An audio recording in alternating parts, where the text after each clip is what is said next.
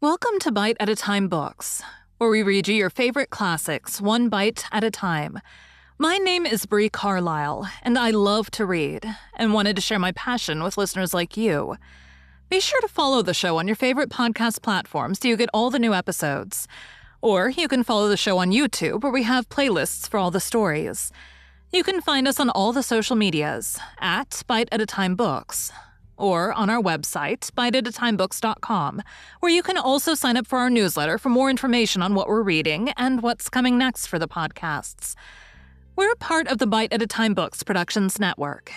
If you'd also like to hear what inspired your favorite classic author to write their novels, and what was going on in the world at the time, check out the Bite at a Time Books Behind the Story podcast, Tuesdays, wherever you listen to podcasts. Today we'll be continuing Wuthering Heights by Emily Brontë. Chapter 28.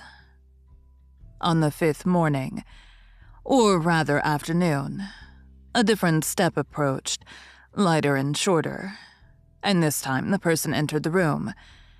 It was Zillah, donned in her scarlet shawl, with a black silk bonnet on her head, and a willow basket swung to her arm. "Eh, dear, Mrs. Dean," she exclaimed. "Well, there is talk about you at Gimmerton. I never thought but you were sunk in the Black Horse Marsh, and Missy with you, till Master told me you'd been found, and he'd lodged you here. What? And you must have gone on an island, sure. And how long were you in the hole? Did Master save you, Mrs. Dean? But you're not so thin. You've not been so poorly, have you?" "Your master is a true scoundrel," I replied. "But he shall answer for it. He needn't have raised that tale. It shall all be laid bare." "What do you mean?" asked Zillah.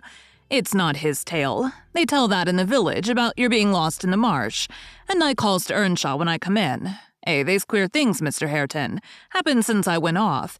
It's a sad pity of that likely young lass, and can't Nellie Dean." He stared. I thought he had not heard aught, so I told him the rumor. The master listened, and he just smiled to himself and said, "If they have been in the marsh, they are out now, Zillah. Nellie Dean is lodged at this minute in your room. You can tell her to flit when you go up. Here's the key. The bog water got into her head, and she would have run home quite flighty, but I fixed her till she came round to her senses. You can bid her go to the Grange at once, if she be able, and carry a message from me, that her young lady will follow in time to attend the squire's funeral." "Mr. Edgar is not dead," I gasped. "Oh, Zillah. Zillah. No, sit you down, my good mistress," she replied. "You're right sickly yet. He is not dead. Dr. Kenneth thinks he may last another day. I met him on the road and asked." Instead of sitting down, I snatched my outdoor things and hastened below, for the way was free. On entering the house, I looked about for someone to give information of Catherine. The place was filled with sunshine, and the door stood wide open, but nobody seemed at hand. As I hesitated whether to go off at once or return and seek my mistress, a slight cough drew my attention to the hearth. Linton lay on the settle, sole tenant, sucking a stick of sugar candy and pursuing my movements with apathetic eyes. "Where is Miss Catherine?" I demanded sternly, supposing I could frighten him into giving intelligence by catching him thus alone. He sucked on like an innocent. "Is she gone?" I said. "No," he replied. "She's upstairs. She's not to go. We won't let her." "You won't let her, little idiot," I exclaimed. "Direct me to her room immediately, or I'll make you sing out sharply." "Papa would make you sing out if you attempted to get in there," he answered. "He says I'm not to be soft with Catherine. She's my wife, and it's shameful that she should wish to leave me. He says she hates me and wants me to die, that she may have my money. But she shan't have it, and she shan't go home. She never shall. She may cry and be sick as much as she pleases."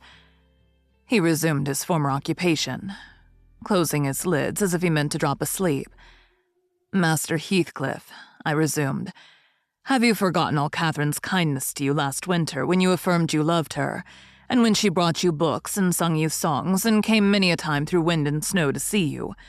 She wept to miss one evening because you would be disappointed, and you felt then that she was 100 times too good to you, and now you believe the lies your father tells, though you know he detests you both, and you join him against her. That's fine gratitude, is it not?" The corner of Linton's mouth fell, and he took the sugar candy from his lips. Did she come to Wuthering Heights because she hated you? I continued. Think for yourself. As to your money, she does not even know that you will have any.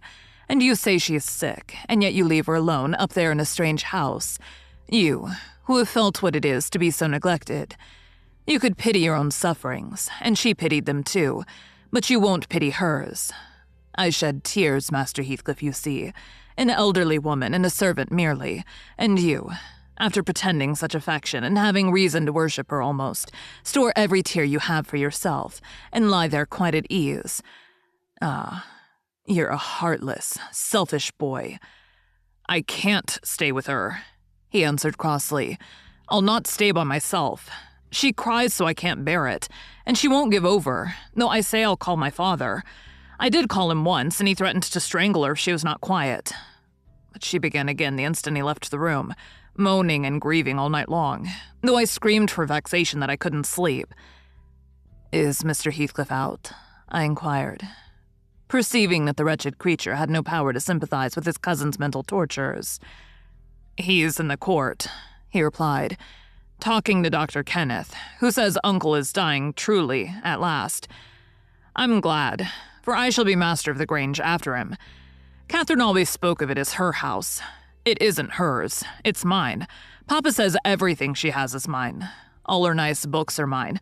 She offered to give me them, and her pretty birds and her pony Minnie if I would get the key of our room and let her out. But I told her she had nothing to give. They were all mine. And then she cried and took a little picture from her neck and said I should have that. 2 pictures in a gold case. On one side her mother, and on the other Uncle, when they were young. That was yesterday. I said they were mine too, and tried to get them from her. The spiteful thing wouldn't let me. She pushed me off and hurt me. I shrieked out. That frightens her. She heard Papa coming, and she broke the hinges and divided the case and gave me her mother's portrait, the one she attempted to hide. But Papa asked what was the matter, and I explained it. He took the one I had away, and ordered her to resign hers to me. She refused, and he struck her down and wrenched it off the chain and crushed it with his foot. And were you pleased to see her struck? I asked, having my designs and encouraging his talk. I winked, he answered. I winked to see my father strike a dog or a horse. He does it so hard. Yet I was glad at first. She deserved punishing for pushing me. But when Papa was gone, she made me come to the window and showed me her cheek cut on the inside against her teeth, and her mouth filling with blood. And then she gathered up the bits of the picture and went and sat down with her face to the wall. And she's never spoken to me since. And I sometimes think she can't speak for pain. I don't like to think so, but she's a naughty thing for crying continually, and she looks so pale and wild. I'm afraid of her. And you can get the key if you choose, I said. Yes, when I'm upstairs, he answered. But I can't walk upstairs now. In what apartment is it? I asked. Oh, he cried. I shan't tell you where it is. It is our secret. Nobody, neither Hareton nor Zillah, is to know. There, you've tired me. Go away. Go away. And he turned his face onto his arm and shut his eyes again. I considered it best to depart without seeing Mr. Heathcliff, and bring a rescue for my young lady from the Grange. On reaching it, the astonishment of my fellow servants to see me, and their joy also, was intense. And when they heard that their little mistress was safe, 2 or 3 were about to hurry up and shout the news at Mr. Edgar's door, but I bespoke the announcement of it myself. How changed I found him, even in those few days. He lay an image of sadness and resignation awaiting his death. Very young he looked, though his actual age was 39. One would have called him 10 years younger at least. He thought of Catherine, for he murmured her name. I touched his hand and spoke. Catherine is coming, dear master, I whispered. She is alive and well, and will be here, I hope, tonight. I trembled at the first effects of this intelligence. He half rose up, looked eagerly round the apartment, and then sank back in a swoon. As soon as he recovered, I related our compulsory visit and detention at the Heights. I said Heathcliff forced me to go in, which was not quite true. I uttered as little as possible against Linton. Nor did I describe all his father's brutal conduct, my intentions being to add no bitterness, if I could help it, to his already overflowing cup.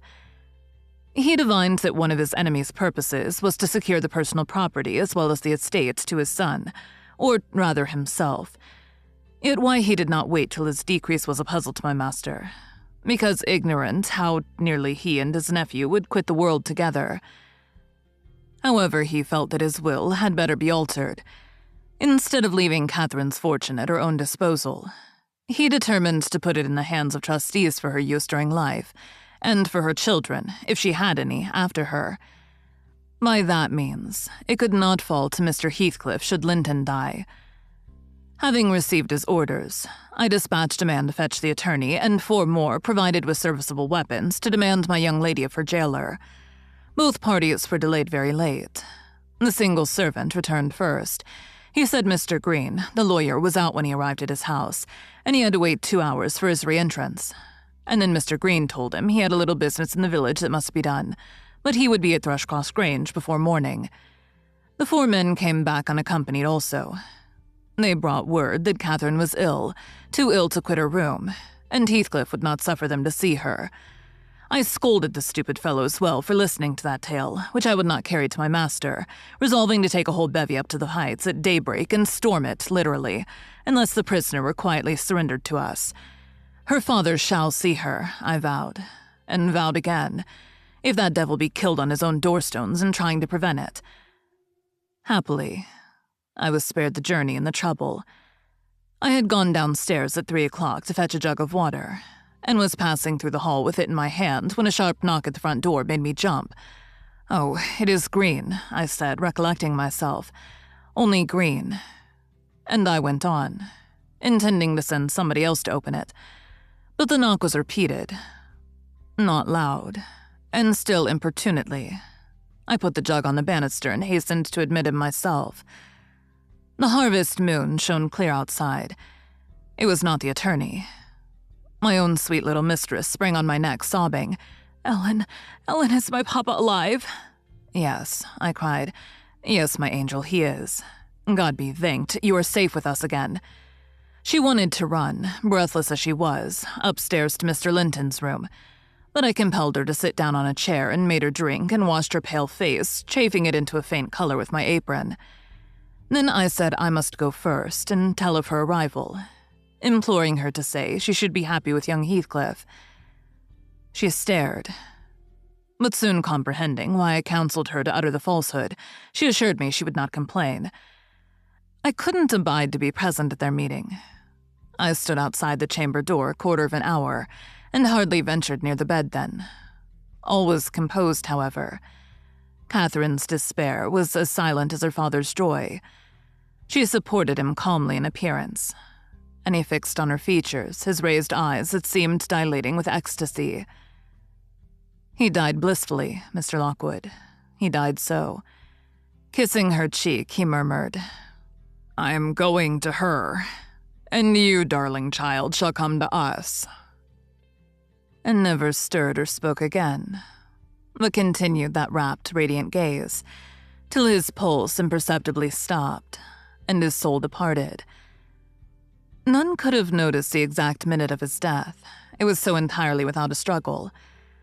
Whether Catherine had spent her tears, or whether the grief were too weighty to let them flow, she sat there dry-eyed till the sun rose. She sat till noon, and would still have remained brooding over that deathbed, but I insisted on her coming away and taking some repose. It was well I succeeded in removing her, for at dinner-time appeared the lawyer, having called at Wuthering Heights to get his instructions how to behave. He had sold himself to Mr. Heathcliff. That was the cause of his delay in obeying my master's summons. Fortunately, no thought of worldly affairs crossed the latter's mind to disturb him after his daughter's arrival. Mr. Green took upon himself to order everything and everybody about the place. He gave all the servants but me notice to quit. He would have carried his delegated authority to the point of insisting that Edgar Linton should not be buried beside his wife, but in the chapel with his family. There was the will, however, to hinder that, and my loud protestations against any infringement of its directions. The funeral was hurried over.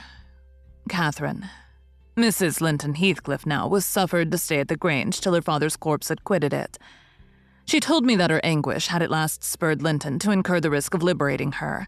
She heard the men I sent disputing at the door, and she gathered the sense of Heathcliff's answer. It drove her desperate. Linton, who had been conveyed up to the little parlor soon after I left, was terrified into fetching the key before his father reascended. He had the cunning to unlock and relock the door without shutting it. And when he should have gone to bed, he begged to sleep with Hareton, and his petition was granted for once. Catherine stole out before break of day. She dared not try the doors, lest the dogs should raise an alarm. She visited the empty chambers and examined their windows. And luckily, lighting on her mother's, she got easily out of its lattice and onto the ground by means of the fir tree close by. Her accomplice suffered for his share in the escape, notwithstanding his timid contrivances. Thank you for joining Bite at a Time Books today, while we read a bite of one of your favorite classics. Again, my name is Bree Carlile, and I hope you join us tomorrow for the next bite of Wuthering Heights. If you enjoyed our show, be sure to follow us so you get all the new episodes. We would also love for you to drop us a rating on your favorite podcast platform. You can catch us on all the social medias at Bite at a Time Books, or check out our website, biteatatimebooks.com, where you can sign up for our newsletter. Our show is part of the Bite at a Time Books Productions Network.